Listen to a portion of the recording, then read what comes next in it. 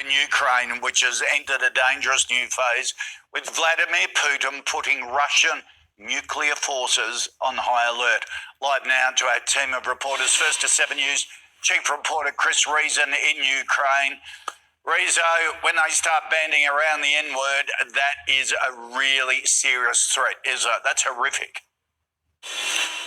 Koshi, it doesn't get any more serious than this. This is an explicit nuclear threat, and one that has left the international community quite simply stunned and also condemning of the Russian president's move today. It came out of the blue, with Vladimir Putin basically saying because the NATO threats and also because of the sanctions starting to bite, he wanted to put his nuclear deterrent force at a combat-ready status.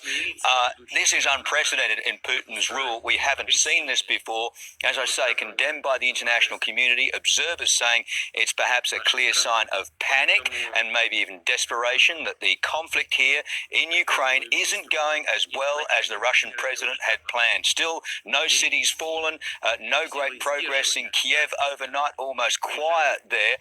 One city where the Russians are making inroads, Kharkiv, but apart from that, they are at a stalemate. The Ukrainian forces, both professional and reservist or civilian, have been putting up an extraordinary fight and pushing the Russians back. There was almost a confident swagger to the Ukrainian president today, Zelensky. Let's have a listen to his words from this afternoon. Had planned to conduct a blitzkrieg operation to force Ukraine on its knees, break us down, make us retreat and capture our capital, Kyiv. None of this has happened. We are bleeding, but we are inflicting disastrous losses on the enemy. Now, there's been one breakthrough, and this couldn't have come at a more opportune time given what's happened with Putin's threats here, but we've finally seen a breakthrough and potential for peace talks happening today, with Zelensky saying he would agree to meet with Russian officials, not in Belarus as originally planned because that country's been helping Russia, but right on the border between the two countries. Those talks, a lot of people hoping, but a lot of worries too that they might not reach the breakthrough we need. Koshi. Ash Mullaney in Washington, D.C. The U.S. has slammed Russia's decision to put its nuclear forces on high alert. Has the U.S. gone to a high level of alert as a result? No word yet from the White House, Koshi, on that, but we do know that behind the scenes they're considering ramping up those sanctions even further, and it is partly those sanctions that seems to have angered Vladimir Putin so much. The US ambassador to the UN today was asked whether she believed that Putin was capable of using biological or chemical weapons, and she said she believes nothing is off the table with this guy. Let's take a listen now to the White House response after learning about this news from Vladimir Putin. This is really a pattern that we've seen from President Putin through the course of this conflict, which is manufacturing threats that don't exist in order to justify further aggression. And the global community and the American people should look at it through that prism. This is clearly a significant escalation in tensions between Russia and the West, but the international community united against Russia's aggression. Here on home soil, though, America's bitter political divisions have been laid bare once again overnight, with the former president, Donald Trump, condemning Russia's actions, but blaming Joe Biden once again. Take a listen. The Russian attack on Ukraine is appalling. It's an outrage and an atrocity that should never have been allowed to occur. Of course, he's smart, but the real problem is that our leaders are dumb.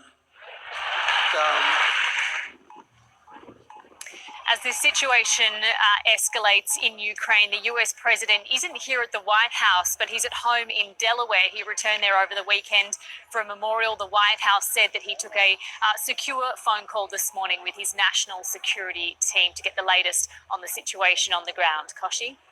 Hugh Whitfield, you're in London. Extraordinary scenes right across Europe where anti-war protesters have come out in their thousands.